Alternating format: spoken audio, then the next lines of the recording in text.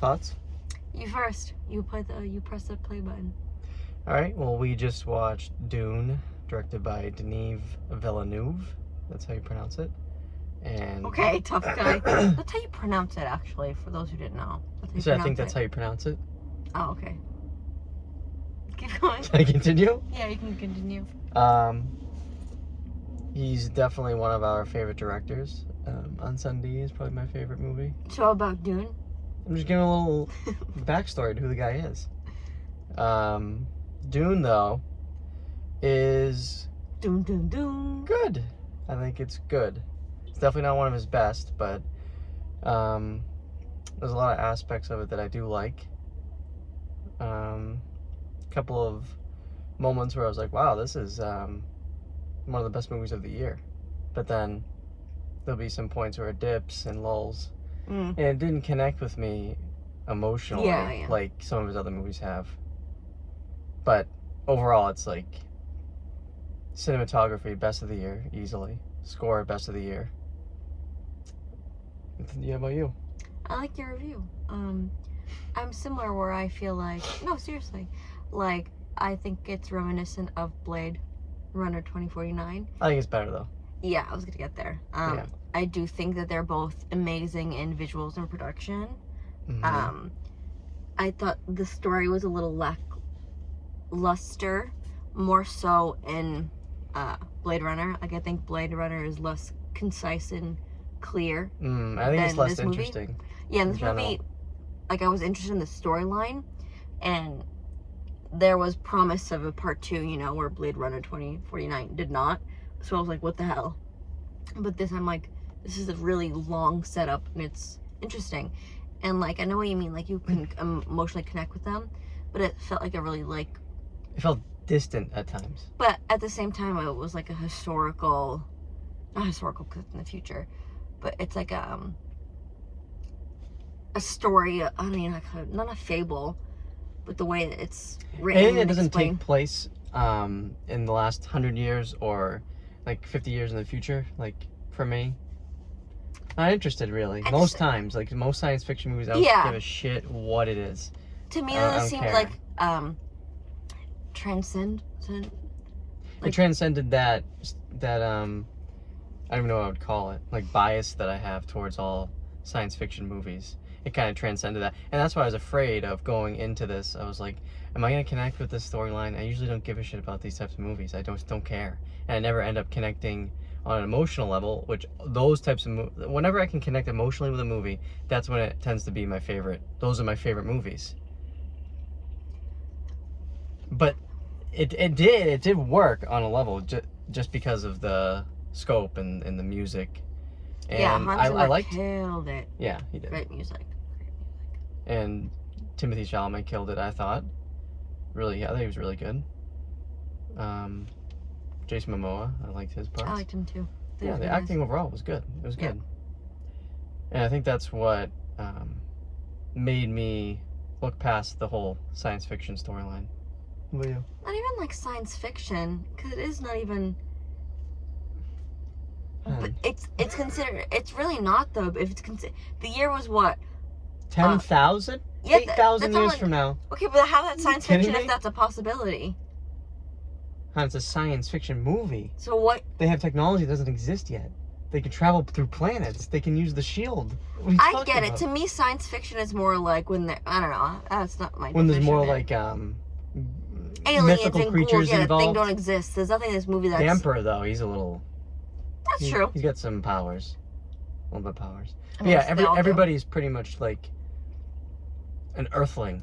Everybody is like one of us. They're all just like, yo, what's up? Not like, really. Actually, no, because the Arachnes, they like refer to the Atreides as humans.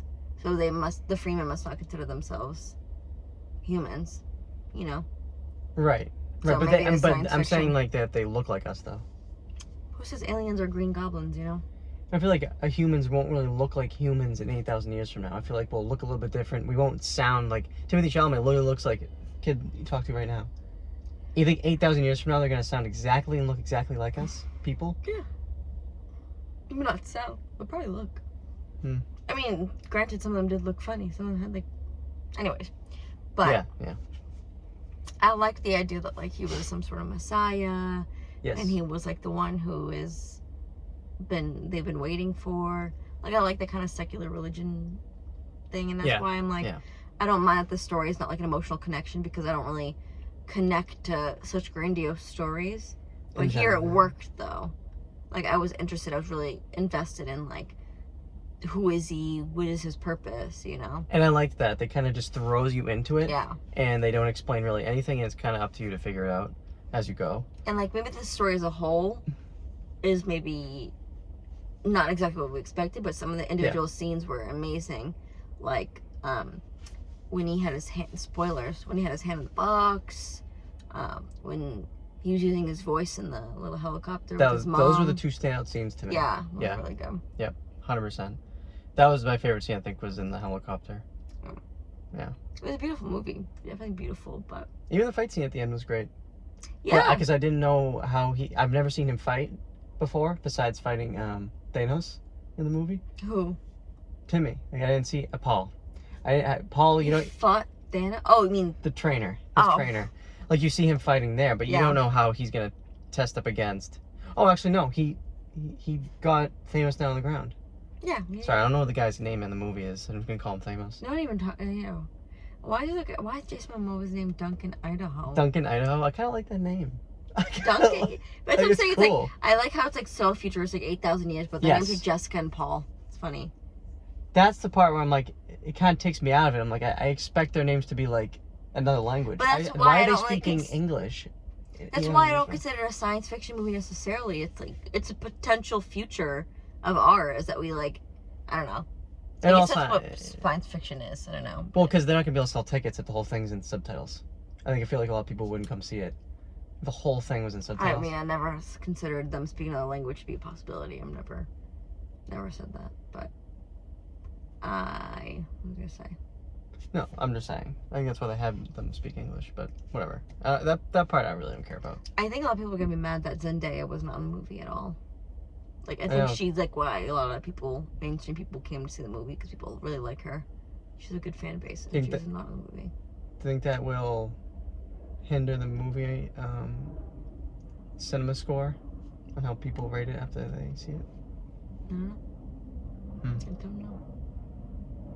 Yeah. Something else to say. Forgot. No, it was definitely good. Oh, my favorite fight scene was when it's revealed that Timmy was in his dream, one of the Freemen. He's doing those flips and they go... I like kind of old style fashion fighting. And like the shields were really cool too. Really cool. Like his dreams were subtle. You said in the beginning. Yeah, the first like two like frames. Or the one that like... He was shown to be sleeping, and then it was like a quick cut to like 2 frames of like Zendaya, but barely, just like her in the heat, you know. It was gorgeous, her in the desert. Yeah, I think it's very similar to Blade Runner in that sense, where like there's a lot of scenes that are like, wow, that's so incredible. But then when you look at it as a whole, you're kind of like, you know, I don't know, like all the bells and whistles are nice, but sometimes you want an emotional story to connect with sometimes too. I do like how the mom was kind of a baddie. Like, the mom was way cooler than the dad. Yeah. I liked him. He was fine, but the mother was definitely cooler. Yeah, for sure. Yeah. Yeah. What else do you have to say? I feel like I talked more. No. Overall, I think it's a good movie. Definitely, everyone should go see it. Definitely go give this movie money so that he can make his money back and so he can fund the next one. If this thing bombs, they're not going to make another one. And... the hell stink, because this is definitely a setup for something greater. This could be a good science fiction trilogy. This could be one of the best. Is there the idea or to have a trilogy or whatever you want to call it? Just it could be cool. But if this thing bombs, they might not be able to make the next one. So what do you think, finance guy? Chevy Bear looks good. Thanks. Looks good. Yeah. Anything else? Last words? Final rating? Did we rate it already? Can't remember. Well, I'd give it an 8.0. I'd probably give it around the same. Yeah. 8.0. 9 at first, and then I was like, Yeah, I was thinking 9 for a little bit, but then like, there's just moments where I'm like, okay, you could have cut this out a little. You could have cut this out. It's definitely a great watch the movie theater because you kind of go like, Yeah. oh, wow, it's gorgeous, you know. Great movie question that I listened to on Sardonicast. Everyone should go listen to Sardonicast. If a movie is better, is made better by seeing it in the theaters or IMAX, is it a good movie, or is it? I forget how they worded the question. I can't remember exactly, but it's like the whole base of the question is like, if the only reason the movie is good is because it's entertaining in the theaters, is it a good movie? Because if you take it out of the theaters and you just watch it at your house, is it still a good movie? We watched Blade Runner in your house, in your Yeah, room, and I liked it. Yeah, you I like. mean, I didn't like the movie, but I like the visual still. That's true. Yeah. You know, If you have a decent home setup. I feel like any movie can be made better in the theaters too.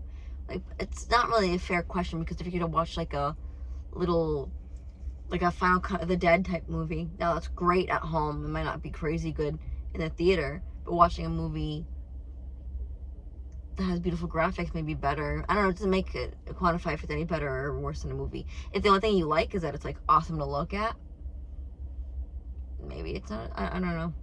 What is your opinion? I don't know. I just think if I don't emotionally connect with it, it's gonna hinder how much I like the movie or not. Doesn't answer the question though. What if you like the way it looks better in a theater? Well, sometimes I'm not really about that for when I go to see movies. I don't really care about CGI. I don't care about. I mean, I want it to look nice. I want the cinematography to be nice, but that could be for any type of movie. That doesn't have to be for fucking Transformers 5. But I don't really go to the movies to see big CGI effects, and I don't care about that. I care about the story, the characters, the acting, and how it hits me and how it makes me feel. If it doesn't make me feel anything, I'm probably just gonna leave kind of empty feeling, you know. But I don't know. Because even some of the best movies I watch were like through my little computer screen, you know. Yeah, same. Hell, even my phone sometimes, you know. So. Yeah. It was good.